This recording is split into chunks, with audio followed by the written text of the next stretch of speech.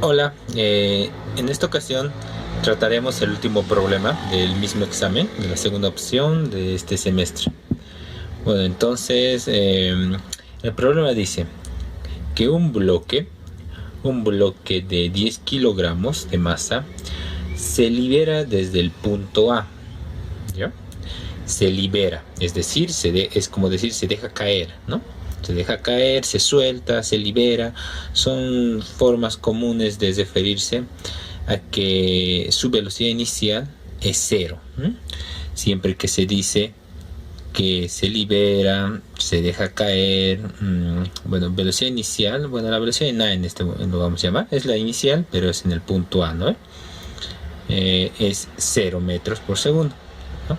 Siempre que nos digan por eso, se libera, se deja caer, se libera, se deja caer, se suelta, significa velocidad inicial en ese punto igual a 0, ¿no? En A, entonces la velocidad es 0.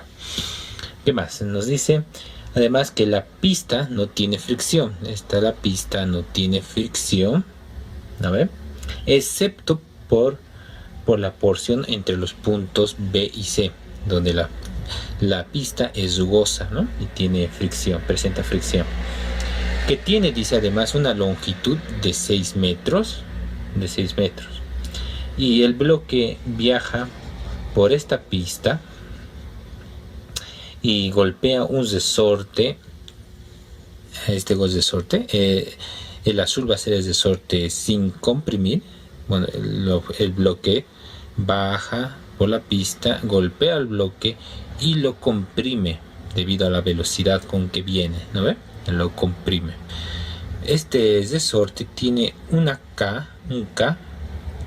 constante de 100 newtons por metro. 100 newtons por metro. Eso significa que se necesita una fuerza de 100 newtons para deformarlo un metro, ¿no? ¿Ya? Luego, esa es su constante elástica. Y comprime el resorte raíz de 2 metros, ¿no? Raíz de 2, no sé cuánto puede ser, 1 punto y algo metros. Esa es la compresión que le ocasiona el bloque, ¿ya? Y lo vamos a llamar un delta X del resorte R, ¿no? Ese es el desplazamiento que produce al resorte, esa es la deformación.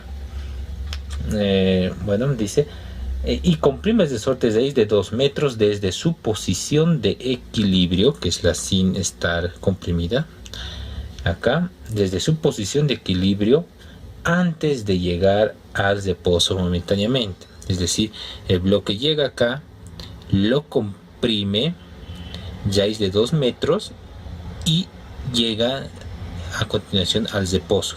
Ahí queda quieto, ¿no? Y luego de eso el bloque volverá, será impulsado pues resorte, pero esa parte ya no nos importa, solamente hasta el momento en que el resorte baja por la pista y comprime el resorte y el resorte logra detener al objeto, ¿no? Hasta ahí, hasta ese punto nos interesa en el problema. Y luego nos dice, determina el coeficiente de fricción cinética, ¿ya? Algo para anotar aquí, a modo que como estamos anotando los datos. Entonces, ¿cuál sería la velocidad en D?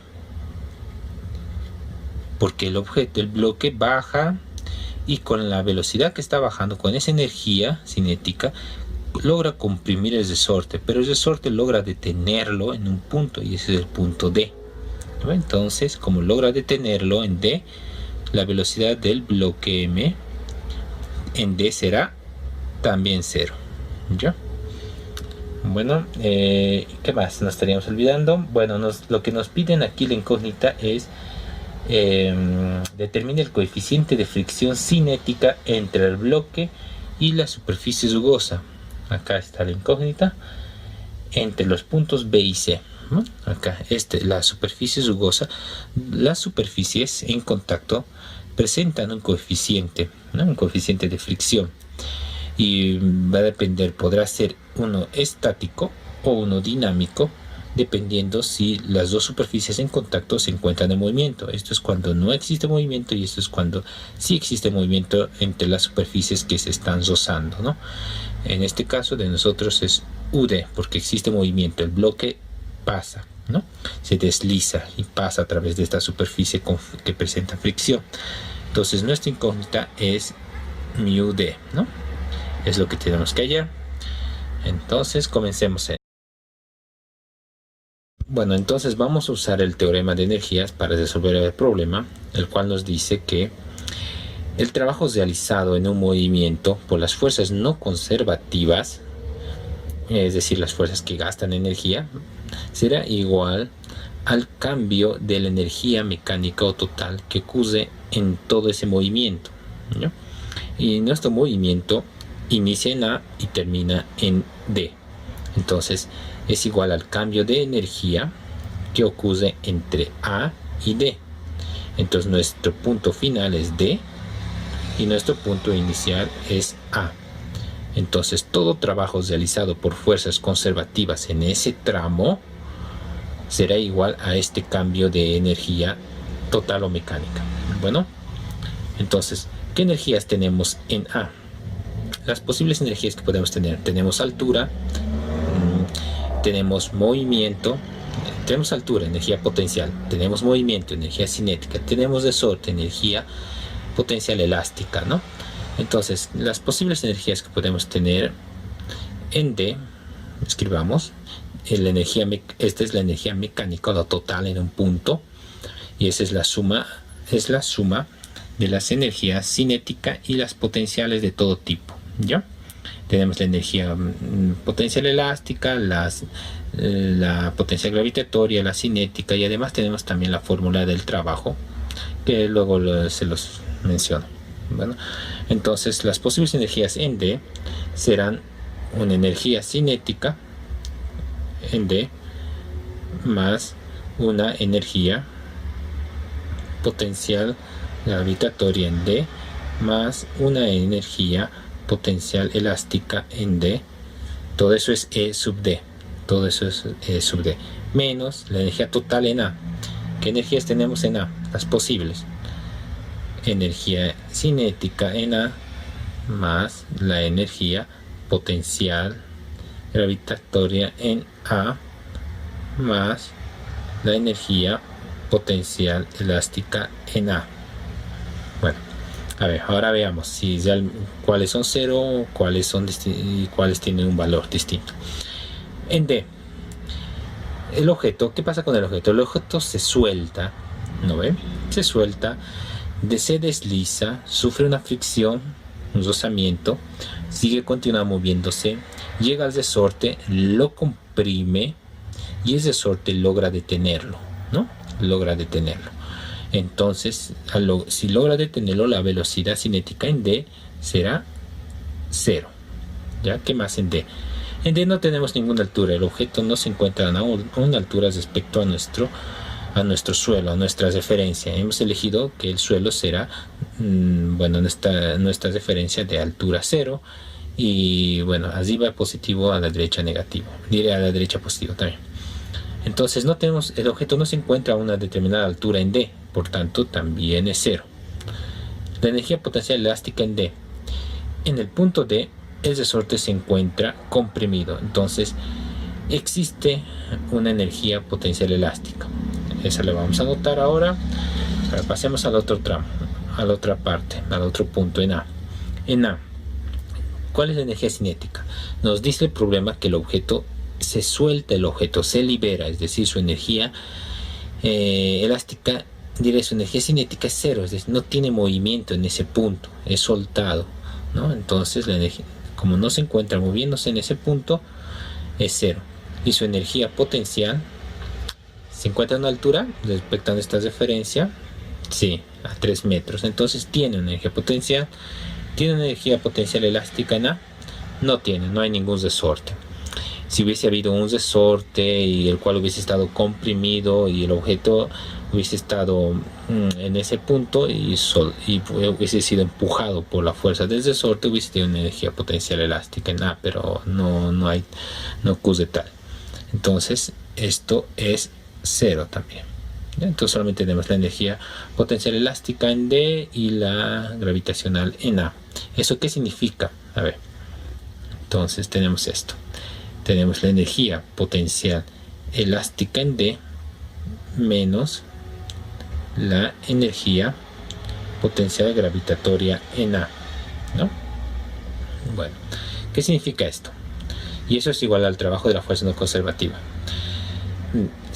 Esto significa que significa que la energía potencial en A, esta energía potencial gravitatoria, se convierte, al dejarlo caer, se convierte en energía cinética. Esa energía cinética con la que se mueve el objeto es disminuida por la fricción, por el trabajo realizado por la fuerza de fricción, y con la energía que le queda al objeto sigue moviéndose, con la energía cinética sigue moviéndose, y con esa cantidad de energía cinética logra comprimir el resorte hasta un punto en el que el resorte lo detiene, ¿no? Y en ese punto que lo detiene, el objeto cambia su energía cinética restante que tenía por la energía potencial que tendrá en D, ¿no? Eso es lo que ocurre. Bueno, ahora el trabajo. El trabajo de una fuerza, en este caso no conservativa, o en general de una fuerza, es igual a la fuerza que actúa por el tramo, por el desplazamiento sobre el cual actúa esa fuerza, y por el coseno del ángulo que forman estos dos vectores, la fuerza con el desplazamiento, ¿no? Y además tenemos que la fuerza de fricción dinámica es μ sub d por la normal. Entonces escribamos la fuerza, entonces diré el trabajo de la fuerza no conservativa, que en este caso es la fuerza de fricción dinámica, es igual a la fuerza de fricción, es decir, F sub d por el desplazamiento sobre el cual actúa esta fuerza de fricción, y ese es el tramo BC. Ese es un desplazamiento, lo llamaremos un desplazamiento X BC, ¿ya?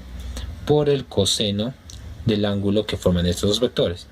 ¿Qué ángulo forman estos dos vectores? La fuerza de fricción dinámica siempre se opone al movimiento, entonces es hacia allá, porque el objeto va hacia allá, ¿no? Se mueve hacia allá, entonces hacia allá. ¿Y cuál es la dirección? ¿Cómo es el vector de desplazamiento?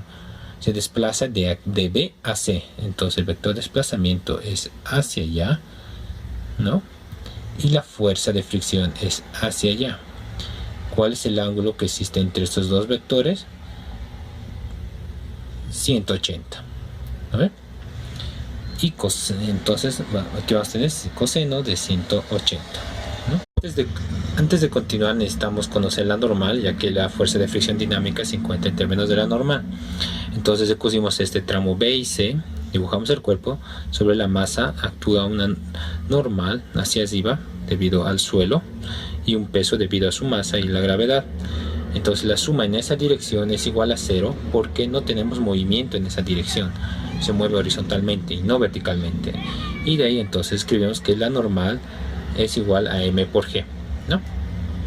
Entonces reemplazando tenemos esto que es igual a μ sub t por la normal, que es m por g. M es 10, g también es 10, por el desplazamiento que es 6 por coseno, que es menos 1, y al otro lado tenemos la energía potencial elástica, que es un medio de la constante elástica, que es 100 por la deformación, que es raíz de 2 al cuadrado, menos la energía potencial gravitatoria en A, que es mgh, entonces es 10 por 10 mg, y h la altura, que es 3 metros, entonces 3, ¿no?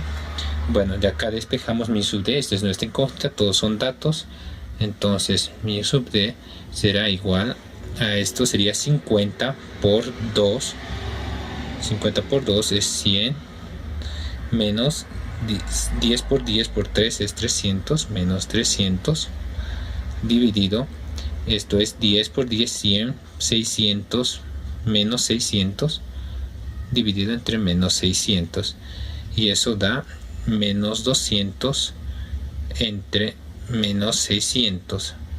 Los dos ceros se van y queda 1/3. Eso es todo, amigos. Espero se haya entendido algo.